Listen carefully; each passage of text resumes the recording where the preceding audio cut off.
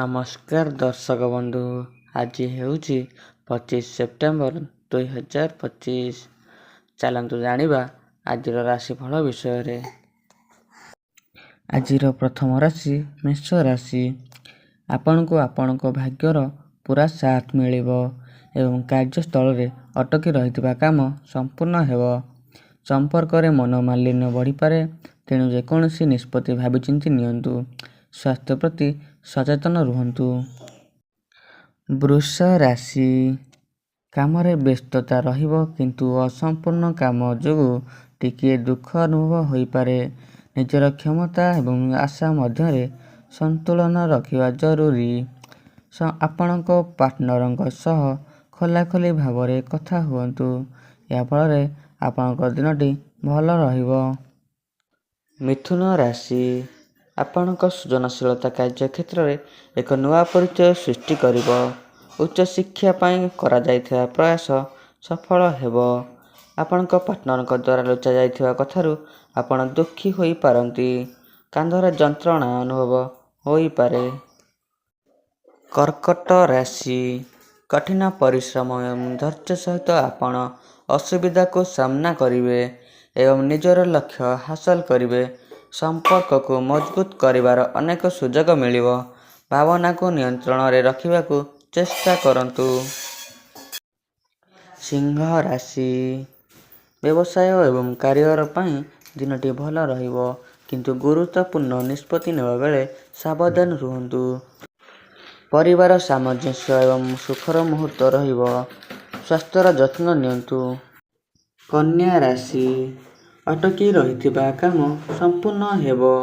ଘରର ବ୍ୟବସ୍ଥା ଭଲ ରହିବ ଏବଂ ସାମାଜିକ ଦାୟିତ୍ୱରୁ ଲାଭ ମିଳିବ। କେହି ଜଣେ ଆପଣଙ୍କ ଏବଂ ଆପଣଙ୍କ ପାର୍ଟନରଙ୍କ ମଧ୍ୟରେ ଦୂରତା ବଢ଼ାଇବାକୁ ଚେଷ୍ଟା କରିପାରନ୍ତି। ସତର୍କ ରୁହନ୍ତୁ, ମାଇଗ୍ରେନ୍ ସମସ୍ୟା ହୋଇପାରେ। ତୁଳା ରାଶି। କ୍ୟାରିୟର ପାଇଁ ଦିନଟି ଟିକିଏ ଅସ୍ଥିର ହୋଇପାରେ। କର୍ମକ୍ଷେତ୍ରରେ ପରିସ୍ଥିତି ଆପଣଙ୍କ ପକ୍ଷରେ ରହିବ ନାହିଁ, ତେଣୁ ଧୈର୍ଯ୍ୟ ରଖନ୍ତୁ।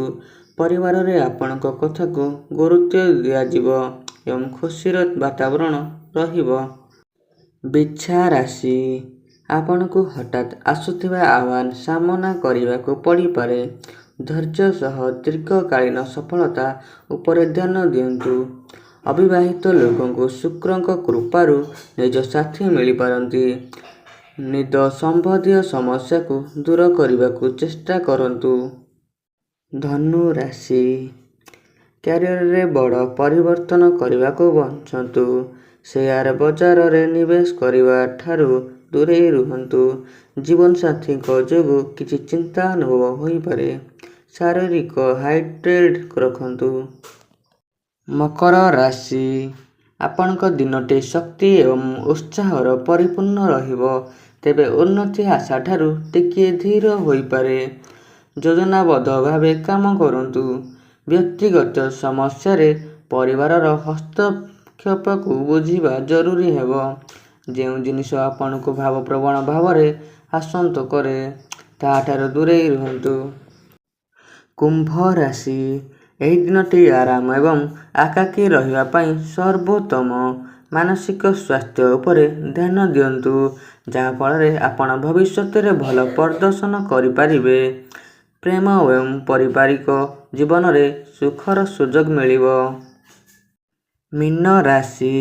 ଭାଗ୍ୟର ସାଥ ମିଳିବ ଏବଂ ଅଟକି ରହିଥିବା କାମ ସମ୍ପୂର୍ଣ୍ଣ ହେବ।